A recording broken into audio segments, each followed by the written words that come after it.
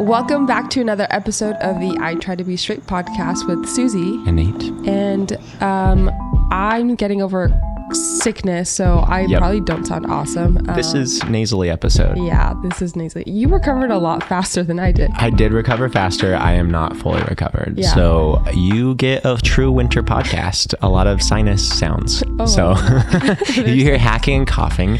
That's intentional. We just want you to feel like you're here with us. Well, before we jump into the episode, Nate, I'm curious, what are your New Year's resolutions? Abs. Do you have them? Do you believe? Wait, Abs. What? Abs. Okay. I've been working out really hard this year. And I feel like I'm seeing some gains, and I'm like, okay, let's see if I can get like the best like physical appearance I've gotten. Wow. Like that's a goal. And I know that's like not a big deal. I'm not obsessed with that stuff, but it is fun. Yeah, I'm enjoying it. I also fun. like being healthy and active. So, and then also probably Well, I guess those are, how many abs are you going for? like 10. Oh wow, he has just 10 kidding. New Year's resolutions. But like that's a really sad goal. I should actually say I feel like I've had a lot of transition these last few years, and I really want to start running forward in like job stuff and goal stuff. I think I've had enough years of transition where I'm like, I kind of want to set a direction and start feeling more planted and pushing forward in life and goals. That's awesome. Love that. How about you? Not abs. I enjoy food too much. She's so fit though, guys. Susie is so fit. She's so strong. She's like so good at working out in the gym. Oh, I think I'm I learning told from you her. my New Year's resolutions. It's text people back because I'm Love really that one. bad at it, and use my calendar because I'm not great at that either. Yeah. No. I feel like I like use all my brain power at work, and so then when we like step into this space, or my personal life, it's just all gone. So my New Year's resolution is to be better at that. So yeah, if I have a message from you sitting in my Instagram, I'm so sorry. I will respond. Hold her today. accountable. Just write the words New Year's resolution back to her and make her feel guilty. She'll love that. I love that. Yeah. Well, to intro our guest, we have someone very awesome, very newly Instagram famous. I feel like I hadn't seen him 6 months ago, and then all of a sudden he appeared. Everyone's favorite gay Catholic, Justin from Empty Chairs. Welcome, Justin. Thank you for taking the time today to be on our podcast. Thank you. Oh, you're too kind. You're way too kind. Well, I guess I'll let you get into your story, but yeah, I saw you pop up on Instagram and just very heartfelt, real conversations about what the experience is like being Catholic and trying to and wrestle with your sexuality, and just really love the spirit you carry. There's a kindness and realness and humility that seems to be around you, and I really appreciate you being out there. It's really good. Yeah, I think one of my huge fears when I started this was just I don't want to be but just like I just want to be I don't want to come across as some angry Catholic who's gay and just is like yelling at the church. Like we have enough animosity that's around. I want to do something that's actually, hopefully positive in some level. Yeah. Well, speaking of, could you give our listeners a little rundown of what it is that you started? Good. Yeah. So Empty Chairs is my platform. It's writing, it's videos, working a little bit on just helping people get connected community wise. But my perspective is, I'm a gay Catholic. I love Catholicism. Obviously, I have some issues with parts of it, but I'm really here to challenge the church to how it can do a better job of loving and welcoming LGBT people without pushing on theology, and then also really helping LGBT Catholics feel comfortable and just reminding them that they belong, they have a space, no matter where they're at, what they believe, that if they want to be Catholic, like they should feel comfortable in a Catholic church. So we're not there yet, most places, but we're working on it. It's getting there. Yeah. No, love what you're doing. I think it's hard. We're all at the grassroots of these movements of what it looks like to accept and still have faith and, be okay with sexuality. And I think it takes us doing it when it's not really easy and there's not a lot of people supporting. So yeah, love that. I wanted to hear about your life growing up. Obviously you're very passionate about this, and I'm sure that ties into your story. So would you mind digging into a little bit of where you came from, how you got where you are now? So I grew up in a small town in the Midwest in Illinois, and I started going to Catholic school when I was in second grade. Grew up very, very Catholic. And I think I always had a little bit of a rebellious streak, except my rebelliousness was I wanted to go to non-denominational church because they had good music and the people were fun. So I've always had a draw towards evangelical churches. Wow. But yeah, I remember I was super involved with church. I was the church kid, and my older siblings were really involved with their faith as well. So I went to all these Catholic conferences and I heard these testimonies, and I thought, I want a testimony, but I've had a great life. You know, I'm Catholic. I want to be Catholic. I'm not going to get my cool testimony. And then, you know, Famous last words. right. And then I was like, oh shoot, I'm gay. Oh and no. This is it. This is your my testimony. It's Oh, going to no. be so beautiful. I'm going to be straight. Like, Wow. this is Fight perfect. through. You know, I'm going to have such an awesome testimony. Oh my God. It's going to be that good. you're the only person who had that vibe when they found out they were gay. You're like, yes, testimony Well, time. there's like for like, I don't know, for like all of the, you know, your Catholic listeners or Catholic adjacent, right? It was like, oh, I could be a saint. I'm going to be like the patron saint of gay people because we don't have one, and all that's, you know. I never had. Everything Let's pray to idealistic. Saint Justin. I wish I had your energy. Mine was just Right? Oh my depression. Good for you. Good for you. Oh, That positivity is wild. Oh my gosh. I think like there was always this wrestling in my heart of like this idea of the authentic self was something that I heard a lot growing up, and like being who God created you to be. And so I think for everybody else, they kind of just got to do that. I read the book Wild at Heart. Sorry if that's driving somebody. No, we know it. We're evangelical. Freshman year of college. Yeah.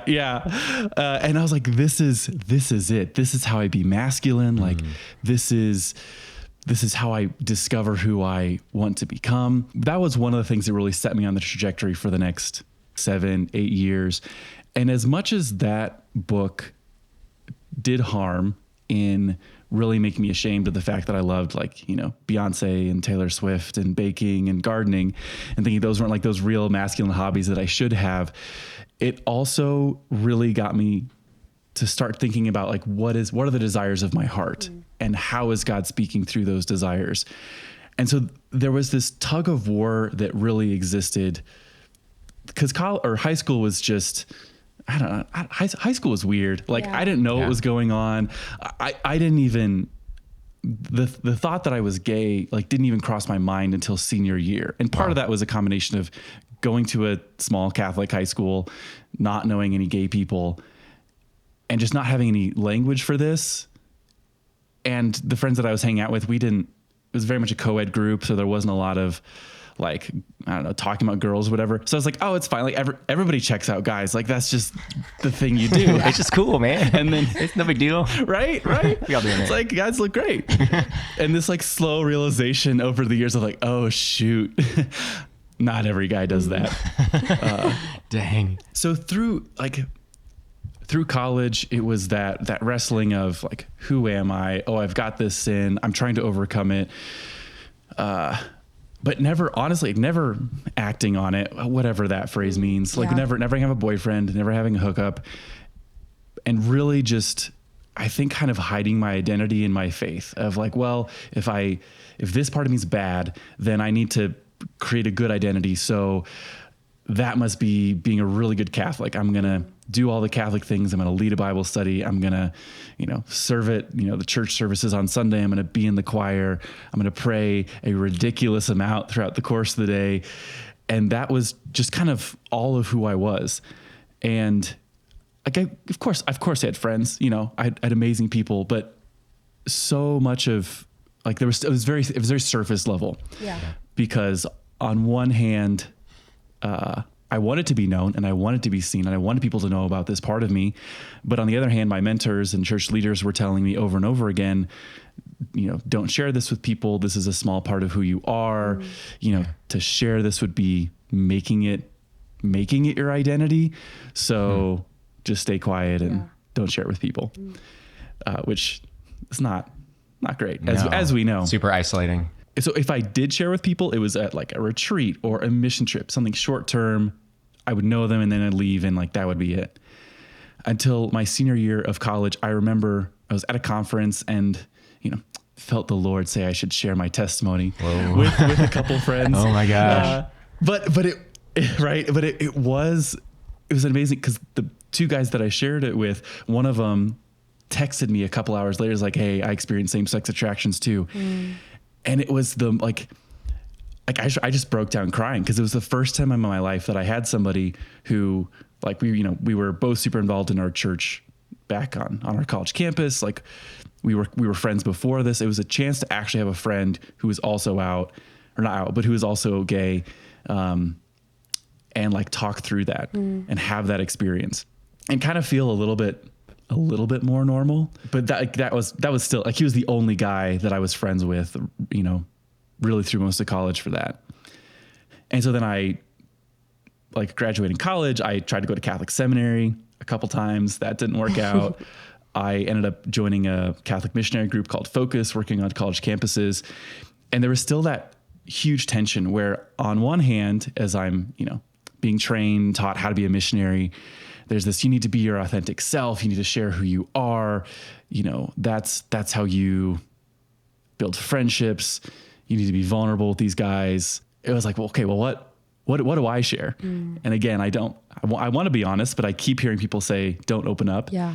I want to be vulnerable, but I also don't want to get too close to these guys because I'm supposed to just be friends with them. But am I attracted to them? Am I not? I don't know.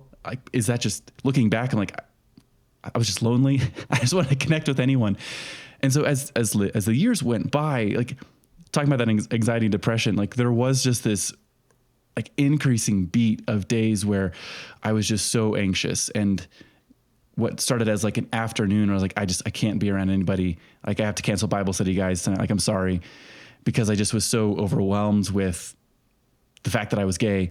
Like, it started off as like an afternoon, a day, a weekend, and it just kept getting worse and worse. And I think I'm a pretty high functioning, depressed and anxious guy, which does kind of serve me in some senses, that I can just kind of keep pushing through. But they're also, there were times, like, I remember there was a point where there's a breaking point going into my second year as a missionary, where I was supposed to be a team leader. And I just had to say, like, I can't, I was so overwhelmed. The thought of, like, going to a new campus and trying to be in charge of people when I had so much inner turmoil. Like, I didn't know who I was. I didn't know how I was supposed to share my life with people and lead others to do that. And so I, like, one of the first of a couple meltdowns. Yeah. Dang. But also during this time, there was I started meeting with a mentor, you can call it spiritual direction in Catholic circles, but yeah, meeting one-on-one with someone, just talk about my life, spiritual stuff. And we actually met once a week, which is way more frequently than you normally do. Yeah. But he was the first guy, he was, again, mentor, older than me, where I actually had a space to start sharing how I was feeling and kind of talking through the fact that I was gay, even though I didn't use that term then. And I think that he kind of helped me start to reconnect those pieces that, it's actually, your hobbies don't actually impact your sexuality or whether you're masculine enough or not. And even though he was still one of the people who was like, don't share this with people. There was the beginning of, I think, starting to love who I was again. Yeah. And so, I ended up meeting a couple people who were also Catholic and experienced same-sex attractions and chatting with them on a regular basis. So there was kind of this, my world was starting to open up a little bit. I was kind of loving who I was a little bit more. I still thought I could be straight. I put myself through a year of conversion therapy. Essentially, I sat down with a counselor and I was like, I want to be straight. And he just goes, that won't really work, right? I was like, I don't care. We're doing it. You made someone practice conversion therapy who didn't want to. Right? Pretty much. Kind of messed up. Right? Reverse conversion. You're like, no, I'm going to be the first case. We're going to fix it starting with me. I'll be the case. I'll be the test study. Yeah. And he was like, he asked questions. He listened. And it to a certain extent, it was helpful. Yeah. And at the end of that, I felt a certain amount of peace, and I was like, I'm going to date women now. This is going to be great. Famous last words again. Right. Right when my life was perfect. I had a great job. I had good friends. I had like a space where I could talk about experiencing same-sex attractions. I, felt really close to Jesus. Like, all cylinders were firing. I met a guy. I fell for him. Oh no. And I was like, shoot. I I thought I could be with a woman. Nope. Because I just what I felt for him was nothing like how I'd ever felt for any girl that I'd been interested. Yeah. And so kind of my whole world fell apart after that, because I was working for a Catholic nonprofit. Again, I thought I was straight I was as I was going to be at that point. And I just need somebody to talk to, because just being with this guy, like not, and I'm not even talking in a sexual context, like just spending time with him one-on-one, suddenly all those things about like just being able to be my authentic self with him. I could just share my faith and my hobbies and the fact that I liked him, and there was no filter I had to go through. There was no, I'm trying to interpret these desires through a John Eldridge lens of how my daddy hurt me. Like It was just, I like who I am. I like this guy, and I'm just going to show up here. Yeah. And there was peace. There was a peace that I only experienced like in prayer otherwise in those moments. And so I remember reaching out to a bunch of priests that I knew, and I was like, okay, I'm not here to say the Catholic Church is wrong and needs to change its teachings. It was okay, there's this peace and a sense of freedom. Why? Yeah. Like I need to know how do we reconcile those things? And the only thing I remember from those conversations was over and over again, this is wrong. This is what the Catholic Church says. You can't be with this guy. Pretty much you must be wrong about what you felt. Wow. And I was just like, what? I need to process this. So finally, after I chatted with, I think I reached out to something like 9 priests and chatted with most of them. I was like, okay, well, I have to go rogue. And I went back to my non-denominational roots and just like affirming Christian churches in Denver. And I found one with a pastor, started meeting with a counselor.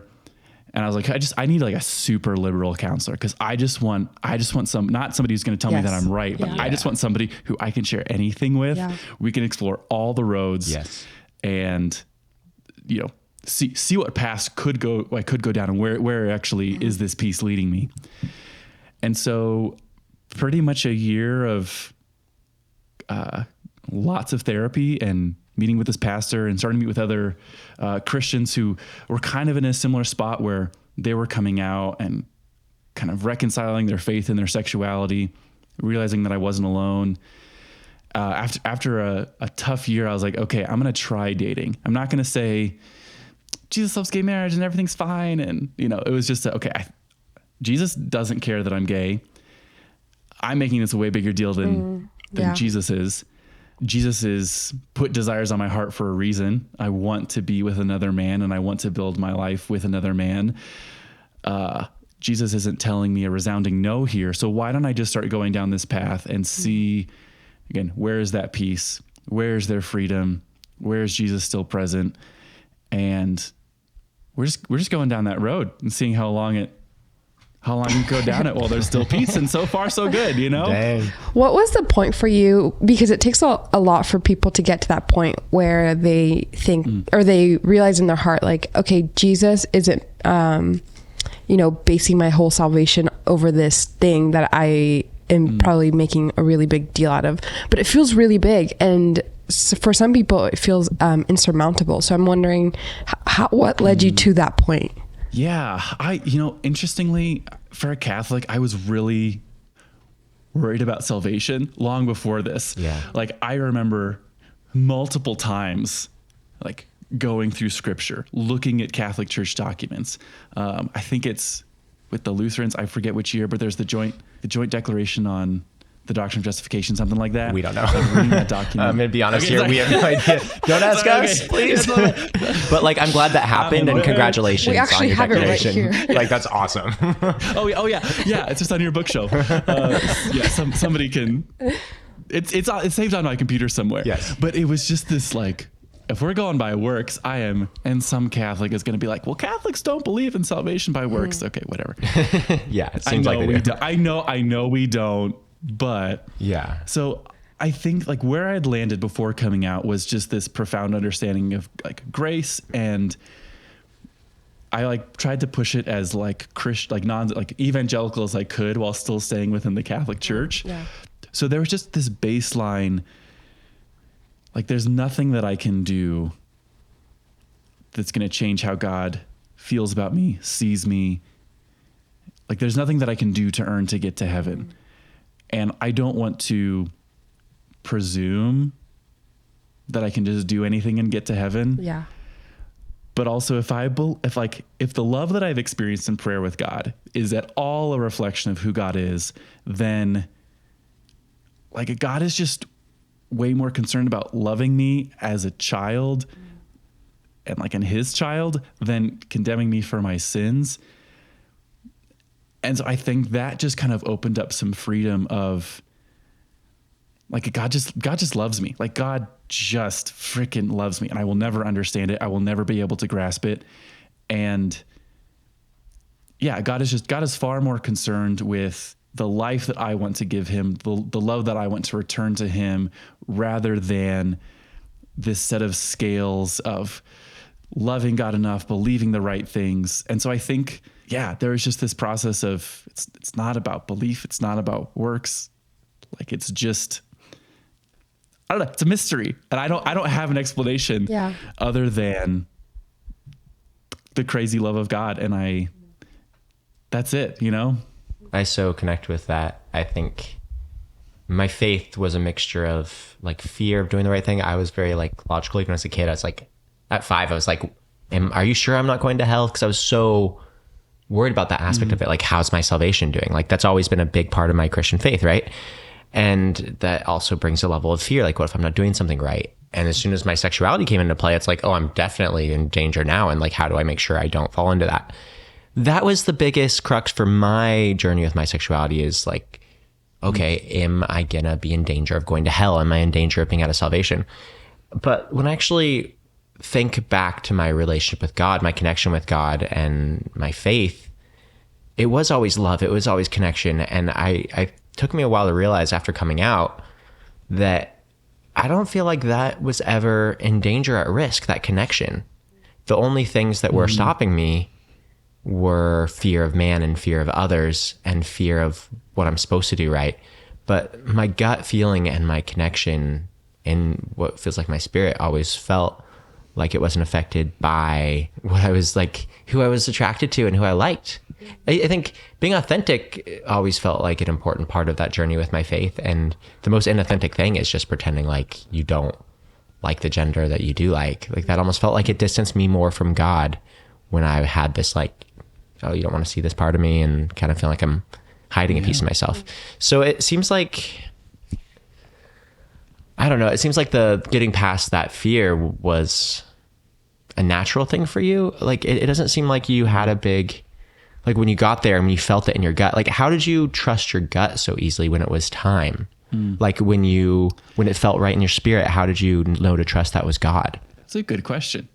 Yeah, kind of like I've said before, I've always had a foot in a non-denominational church. Like I really always have. College, even when I was a Catholic missionary, I literally would find the non-denominational church closest to me. Yeah, for the vibes. And it was like, to evangelize. But it was just like, I just loved it. He was like the worship. Right? Yep. Yeah, like, I get it.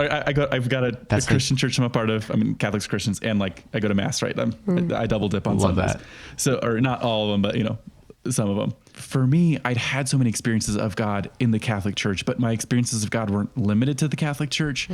So I could step away from Catholicism and just hold on to, these are the experiences of God that I had. And then I think having spent so much time talking with my spiritual director, like my spiritual mentor, and years before this, really honing in on how does God speak to me? What is it like when God speaks to me? And so the scariest thing was the thought that this seems like what God is telling me to do. This is completely consistent with how God has spoken to me before, with the sense that I get in prayer. And it's like, wait, Jesus, you're telling me that you don't care that I'm gay, that it really doesn't bother me. Like I was pushing back against Jesus the whole time. Wow. And so That's crazy. I think it was a combination of trusting the experiences I'd had in the past, comparing those to what I was experiencing in the present. And even though what I was doing was contrary to church teaching, and in the Catholic Church, if something's contrary to the church, you can't discern it, and that must not be from God. But I just looked back at my life and I was like, gosh, like the path that I was going down of trying to be straight was leading towards increasing anxiety, increasing depression, like wanting to just hating myself and not going in the right direction. Even though on one hand, my life was getting better, kind of like I was saying before, that internal world was more turmoil, more discomfort, more unease. I was like, that's not life. That's not from God. And so I think it was a combination of trust and also a breaking point, and then experiencing what life could look like on the other side. I was going to say, on the other side, now you've created empty chairs. So could you walk us through kind of like what was the passion motivator behind that project? Yeah, I do think it's funny that all these Christians, I know a lot of us are missionaries. Like, we just can't stop being missionaries. We just have to preach about something. Right. Just give us social media. It's right? in our blood. Like, damn it. We haven't been trained for anything else. It's all we've got. It's like, Justin, just go just go be an interior designer. Like, do something stupid and not stupid, but like just do something not chill, not emotional, just normal. Oh my gosh. Be a normal human. Why can't we do that? Why can't we just revert back to normal life? I don't know. We're the character study that we need to do. Like, what's wrong with us? Why are we masochists? Like, why do we keep coming back into this and we can get people yelling at us? Like, I'm sure you've had like millions of people just telling you you're an idiot, and it's like, it's not the funnest thing to have a million people say you're going to hell and you're an idiot and you're like a wolf in sheep's clothing. It's like not super vibey. Yeah. I think the other day somebody sends me a DM and it's like, you probably already know this, but you know that like same-sex marriage is wrong, and here's why. And I was just like, you're not original. I've never heard this. Isn't fresh. Not fresh content. I really want to be sarcastic with them, but I'm not. That's one of my rules. I'm not allowed. So see, like, and how do you do that? Because I am not. Because I feel like I'm on here and I'm like giving kind of vague pastoral vibes, which people shouldn't take me as a pastor, because I've said this before. I am not. But actually I'm kind of a douche sometimes. Like, I'm very sarcastic. Like, in our social groups, I like to say witty jabs that are not always good. Like, sometimes I'm offensive and I'm trying to find a line, but I'm witty, and wittiness comes with problems.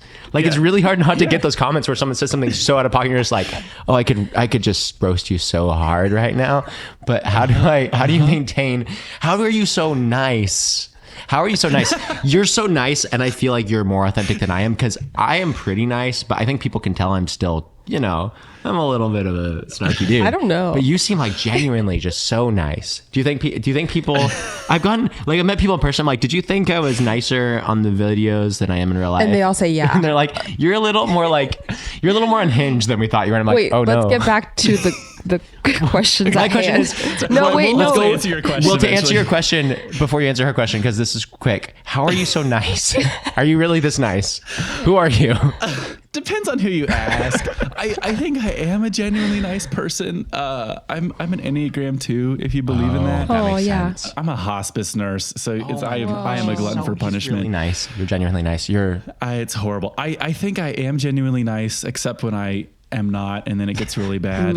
I get that. I think part of it is I've got a couple friends who have to hear me rant. Yes. From time to time. I don't know. I think. I don't know. I don't have a good reason why. Yeah. Well, thank you for your indulgence. service. Yeah. I don't know. Sometimes I can be a jerk. Ask my family. We Okay, all cool. can. So, We all No, can. let's good. be real. Good. Okay, thank you. You're just making me feel better. I'm just dealing with this internal complex, and I'm using you to help figure this out. So, your question was really good and useful. It was Was starting up to Yes. cheers. Yeah. We can get back. I haven't forgotten. Yeah. So nice. Pretty much as soon as I started questioning things with Catholicism, I guess we'll back up slightly. So, reach out to a bunch of priests, have a lot of really bad experiences, and even some friends, although I kept this pretty close to the vest the whole time, because I was really worried about losing my job if somebody found out. Not even like, because I again wasn't with anybody when I'm like doing all this questioning time. It was just I'm literally afraid if somebody finds out I'm questioning, I'm gonna get fired. Yeah. And just thinking like it doesn't have to be this way. Like the church says it's the Catholic Church specifically says that the church is called to treat LGBT people with compassion, respect, and sensitivity. I was like, you are not doing that right now. So from the beginning, there was this anger that you are not living up to your own promises, statements, callings. And so I don't know, like I kind of always had a document open on my computer of this is this is the type of night I would host and this is what I would share. And then it kind of became, oh my gosh, well, the Catholic Church has all of these other documents that kind of refer to homosexuality as a, psychological disorder, that it can be fixed. I mean, here in the Denver diocese, there are still people who are huge proponents of conversion therapy. So we love that. Yeah. So it was just I want to educate the church. So, but I also knew I was really angry, and like, that's not a great place to start from when trying to make change. So I just sat with it, and it was this back and forth of like, should I do it? This is a waste of my time. People don't care. Kind of having conversations. I am really mad at the church. I don't want to talk to Catholics anymore. So it was really this back and forth for years, going through my own journey of figuring things out. And then I think what put it back on my radar was just talking and finding other friends who were queer and Catholic and hearing their stories. Like I had a priest as a gay couple that I'm really good friends with, that don't live in Colorado anymore. It's fine. Dang. It's like, what? Yeah, really, really good friends. Still stay in touch. Now they're across the country, but they, he's moving to Colorado with his boyfriend, and he just reaches out to a bunch of parishes, and he's like, hey, me and my boyfriend, we're looking for a church. It wasn't even like, we need to receive communion and we need to be teaching, but it was literally, hey, we just want to show up at Mass on Sundays. Would we be welcome at your parish? Some people didn't respond. Some priests, just sent the catechism passage to them, which is like, you're called to chastity, blah, blah, blah. Not helpful at all. Yeah. And then one priest was like, well, you probably should go somewhere else, because I don't think my parish would be a good fit for you. And I actually got to sit down with that same priest like a year or two later and bring up that same situation to him. And he was like, well, yeah, I personally might be okay with it, but I just can't speak for my congregation. And, I just think it'd be better if they didn't. And like, you Catholics are complaining about people leaving the church. Yeah. People aren't showing up at Mass. You have somebody saying, I want to go to Mass, and you're going to turn them away. Like, what the hell? Yeah. It really, in hearing stories like that, like not like personal stories, people I know. And I was like, I don't care if I ever go back to Mass or not. Like, I don't care if the church ever becomes a safer place for me or not, which I think kind of has helped me have a little bit of distance in this whole conversation.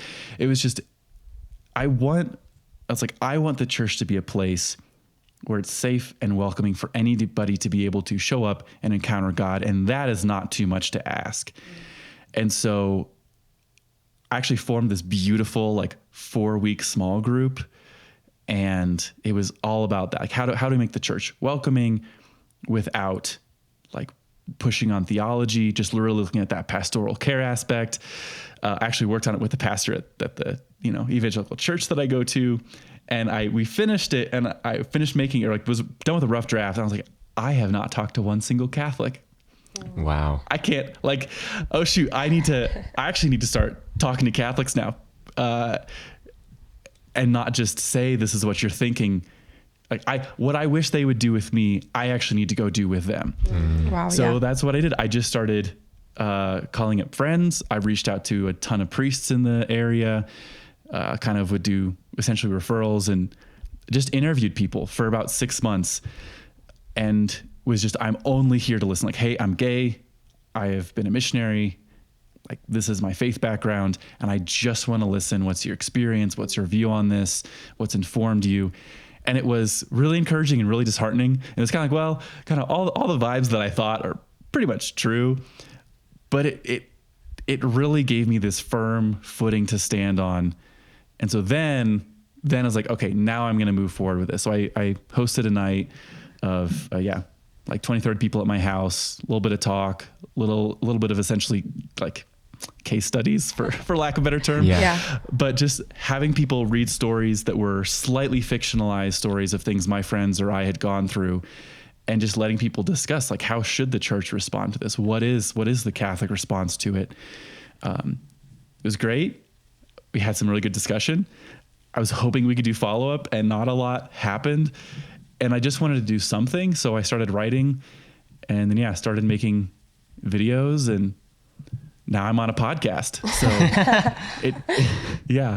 I will say the craziest thing in all this other than the fact that like a year ago, it was like literally 20 people in my house, is the fact that I never in a million years thought that by having a social media account and talking about this, that I would end up meeting and talking with so many LGBT Catholics. Like I just think like a lot of people who mentioned me, I thought I was like one of a handful to get to meet and talk to so many who are, you know, out and have left the church, out and love the church, questioning, totally closeted, totally closeted and hate me. Like it has been so amazing to even sometimes even the haters. I was like, come back in 5 years. We'll be here. It's fine. You gotta love them. You love them too. You know where they're at. Right. It has been so encouraging to hear people's stories. Yeah. And to help people know they're not alone. In your experience, why are faith-based folks so scared or maybe unwilling to engage with LGBTQ people? Like, what's the obstacle there, I guess, is my question. Broadly, this is true. And so I guess it's like people who know someone who's queer are more comfortable with same-sex marriage, like queer rights, like helping people transition, all those things. Like simply knowing someone, they're more likely to support those things.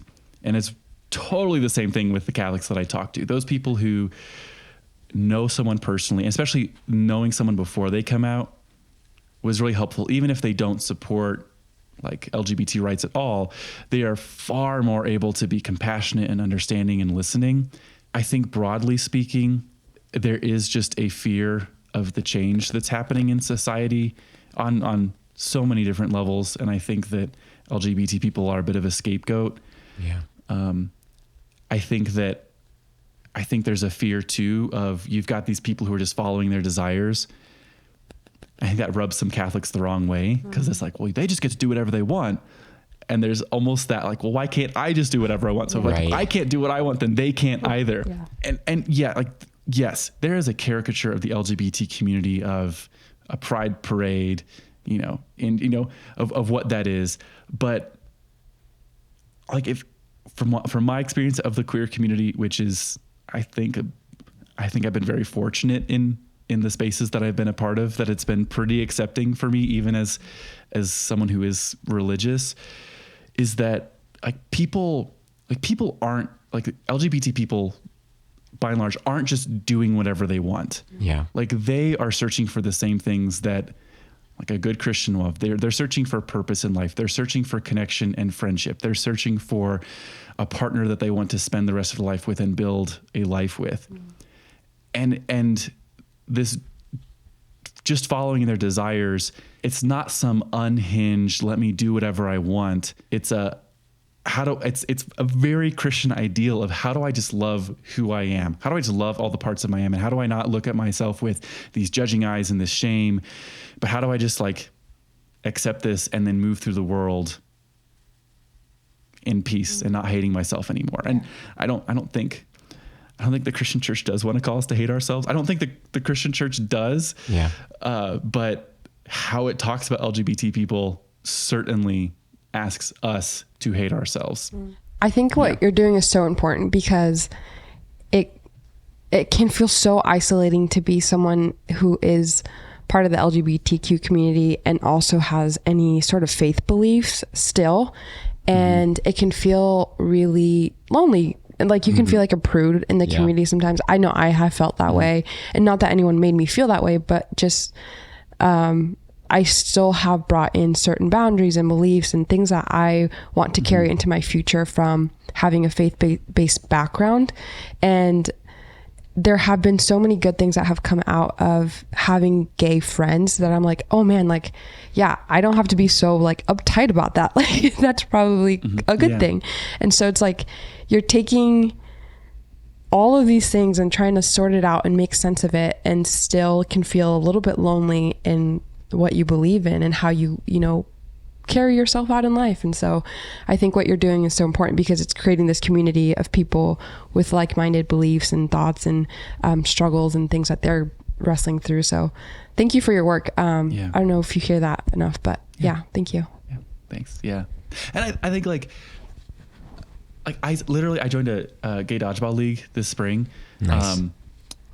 Which was, I was so bad. I like totally failed my team and didn't show up for a couple games at the end. So it was my bad. I'm sorry. Yeah. But I was so nervous. Like I have been out for, I don't know, 7-8 years now, something like that. I was still really nervous to like share like, oh yeah, like I am. It kind of came up in conversation, or like somebody found my empty chairs account. And so there was apparently a little bit on the team, like, oh, is Justin like super conservative? I was like, you did not watch my videos. No, I am not.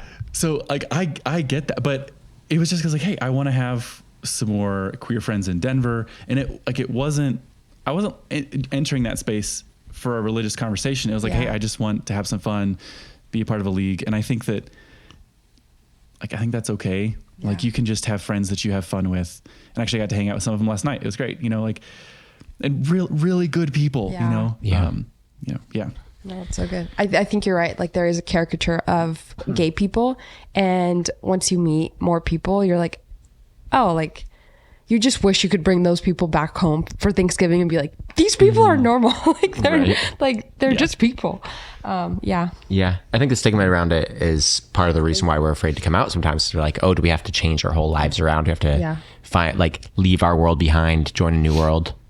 I think it's good to be able to. I think the fact that the church is a world and the rest of the world is a world is inherently problematic, because why isn't the church connected to the rest of humanity? Why do we put a wall between ourselves and the rest of humanity? Like, that's a question right there.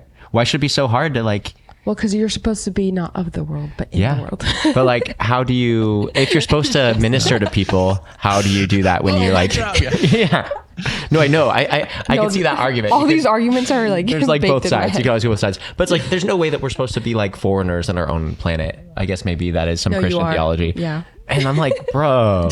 Like why? But then the foreigner for like your particular sect of religion, it's like, okay, if you think you should be a little different because you have faith, that's one thing. But it's like, okay, well, I'm different because I'm Mormon. I'm different because I'm Catholic. I'm different because I'm Christian. I'm different because I'm like this. It's like, oh, these people that have faith are also different than each other. Even the different sects of non-denominational Christianity, like we're different from each other. We have our own little subcultures, and we don't hang out with anybody from any other subcultures really. And it's like, okay, so God's perfect plan is to have us segregated into like a million different cultures. Also segregation, like the church is the most segregated place in like the most segregated space in America. Yeah. So it's like, okay, so in God's perfect design and perfect plan, he wanted the Christians to not only not hang out with any non-Christians, but also not to hang out with any Christians that aren't just like them. It's like, as soon as you start winding back a little and looking at this perspective, it's not just the queer and not queer. It's like, no, Christians are inherently separated from other people that are different than them.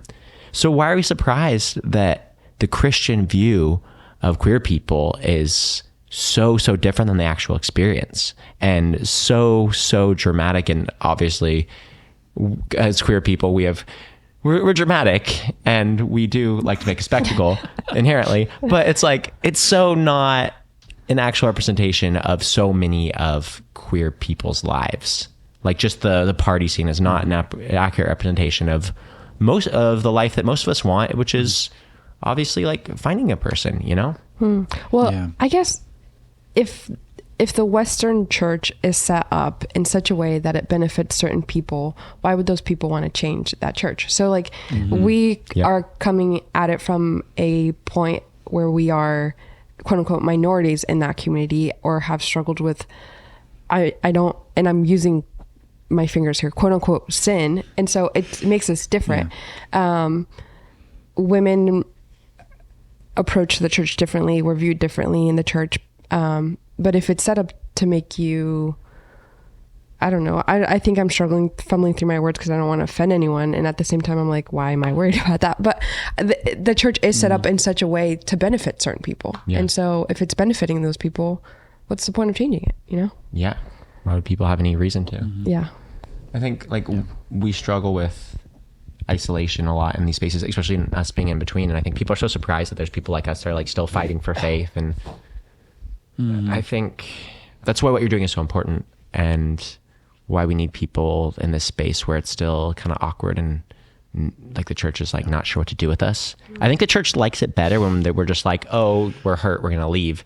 It's like, well, what if we want to stay and still accept our sexuality. Like, what now? And the church is like looking at us like, well, you seem like a normal human. We can't really demonize you.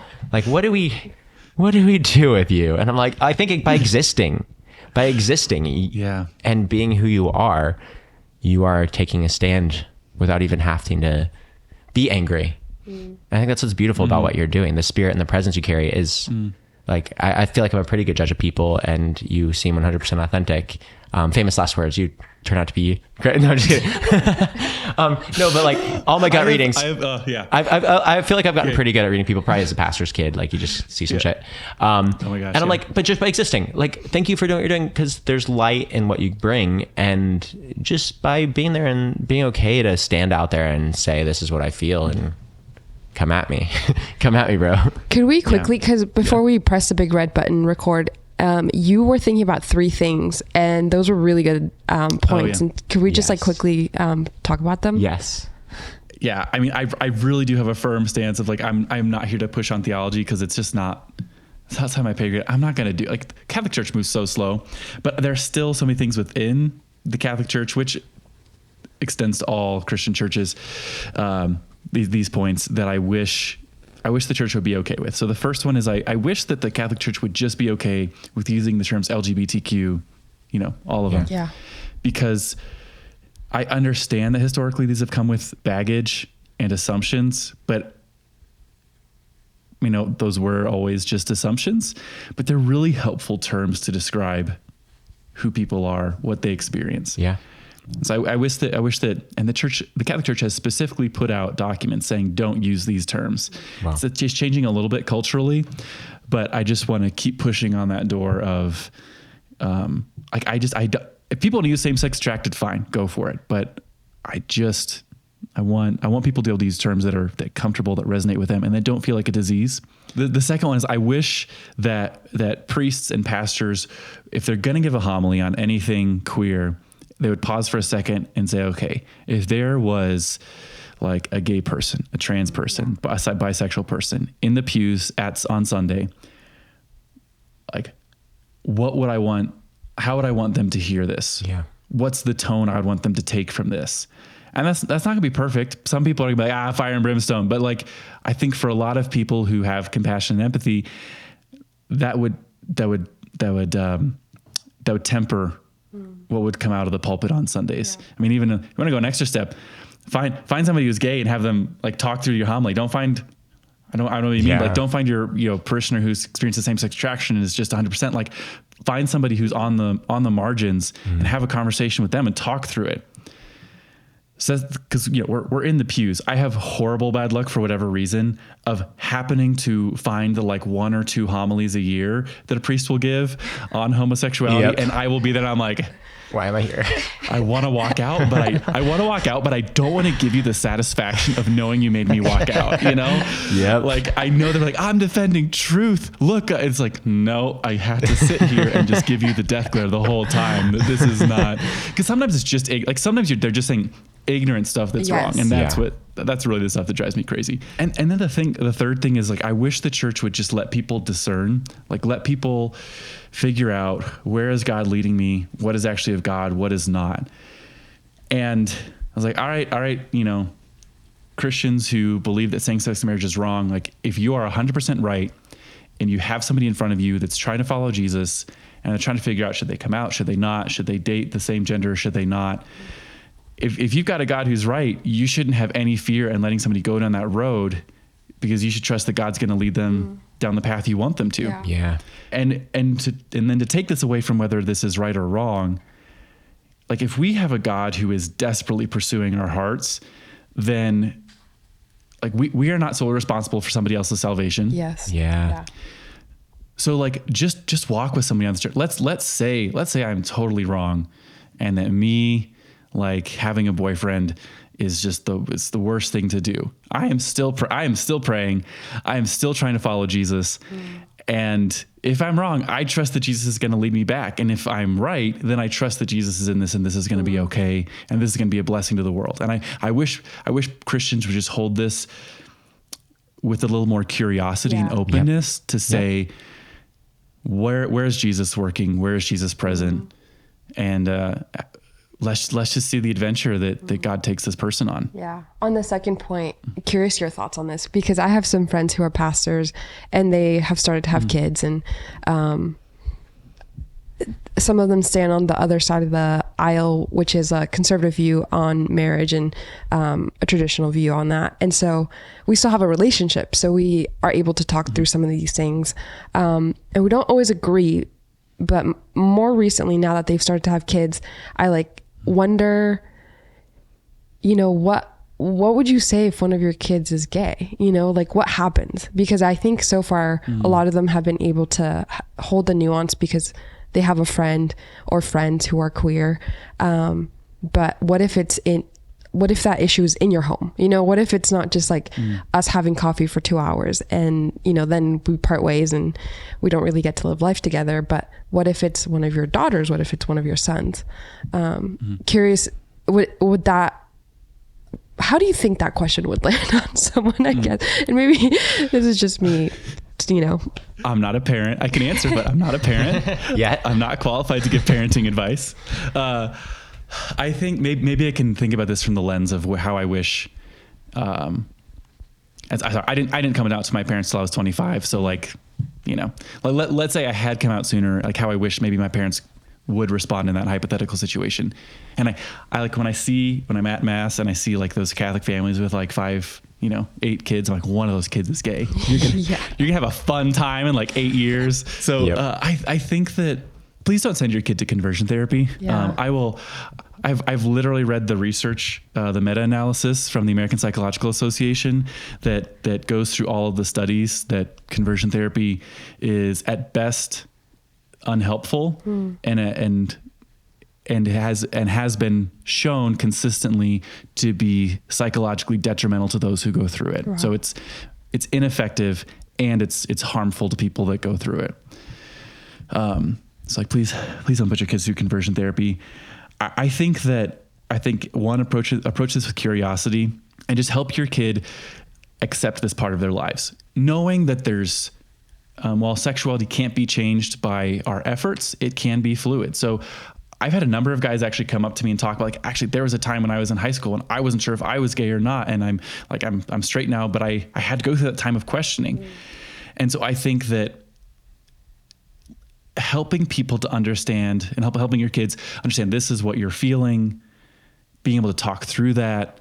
I don't know if kids talk to their parents about crushes or not. I certainly didn't, but like if you are parents where that's a thing, like being a space where your kids could talk like, oh, I find like this girl attracted today and like this guy attracted, or this guy tomorrow, and just normalizing that. Cause whatever life someone chooses, whether they decide to be celibate, whether they're, go into religious life if they're Catholic, or they do end up, dating and getting married, like you can only do any of those callings by having an understanding of who you are. Yeah. That's so good.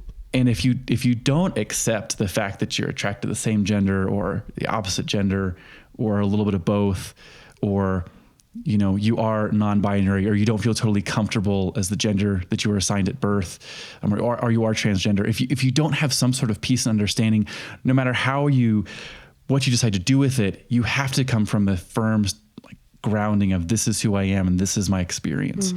And so regardless of what you believe about this, of what someone should do with this, like that's just a good parent, helping your kid understand who they are and having a framework to move forward in that. Yeah. No, That's so good. So well said. Yeah. I think a lot of the problems with this and with our parents and with our church families is that there's so much pressure and stress and fear.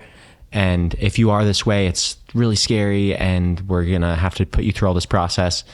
And I think however people deal with this when we're in the middle of this conversation where some churches are on the fence or some churches are anti, whatever we are doing in the middle of that process is just really harmful for the kids. It's just super scary to be that teenager and feel like your life could be totally changed or fall apart if you are this way, or if you do decide to accept yourself. It's just in the middle of these conversations, it's just so very obvious wherever side of the spectrum you land on your theology, it's really, really hard to be same-sex attracted, queer, whatever word they'd want to use in the church. It's just it's actually dangerous. Like it's so scary. And so while we try and bring the conversations in and help people to see what we are, we really just need more listening and welcoming and love, even if you don't like agree. It's crucial. It's one of the things I'm most passionate about in these churches, that people just feel safe and loved and not at risk of losing their whole life, their community, their family. That's what so many of us queer folks feel growing up in the church. And that's what I'm like so passionate about changing. I just want people to feel safe and like they're not in danger if they accept themselves, and they are okay to open up about it and at least feel like people are going to listen and try and seek understanding, even if people don't align perfectly in their views. Yeah, no, that's really good. Yeah. I'm glad we asked those last 3 things though. Those were really good. I forgot about that. Oh yeah. I obviously got in tangents. Awesome. No, I really appreciate everything you've brought to the table here and everything you're doing. I'm just like, I get hope when I talk to people like you. I'm like, okay, I think things are changing, and there's people that want to hear what you have to say. There's people that are listening to this. I'm like, there's hope. Okay. Also, just like random aside, you look like Ryan Reynolds. Like you were talking, and I was like, "Who does he look like?" Oh, and is it then Ryan I was Reynolds? like, Oh my gosh. Kind of like Jake, no, Ryan Gosling. No, like Jake Gyllenhaal a little bit. "Oh my gosh, yes, that's." I feel what like I'm more thinking Jake of. Gyllenhaal. It's Jake Oh my Gyllenhaal, not gosh. Ryan Thank you. Reynolds. Oh my Yes, gosh. You're it's welcome. Jake See, Gyllenhaal. it's Jake Gyllenhaal, like a younger. Thank you. I'll take that. Yeah. Okay, cool. Yeah. So if you're listening, where can people follow you or to go see your face? Where can people find your face? Yes. Here. I am pretty much every pick your social media. It's at Empty Chairs Home, all one word. And then I also have a website with articles. I'm going to try to get back to writing once a month. Yes. In 2025. So empty-chairs.org. And so there's articles. If you're like an ally or wanting to accompany people, there's a tab for resources for you. And if you're questioning and just want some stuff to like help navigate coming out, should I come out, faith, then there's identity resources, a tab for you. So it's a great website. Man, that's so cool. Yeah. No, check him out. He's going places. Yeah, seriously. We're trying. It's crazy. Hey. I was buckled up and like, I don't know where this is going, you know? Yeah. No, honestly, it's the ride. Yeah. It's a fascinating time to be alive, but it's interesting.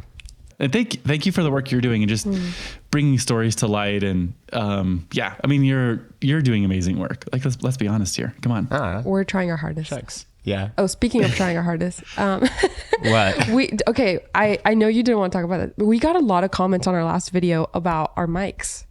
Oh, people hate the mics. People We hate the don't mics. talk about People well, hate some the mics. people are very passionate Well- about the mics being too much, and they're very passionate. Like, get some stands, get some stands. I'm like, well, that's you can what I'm leaning give to us money for is- stands if you want. Okay, yes. Sign up for our Patreon. If you hate the mics, If you desperately want, we're gonna link stands, the Patreon somewhere here.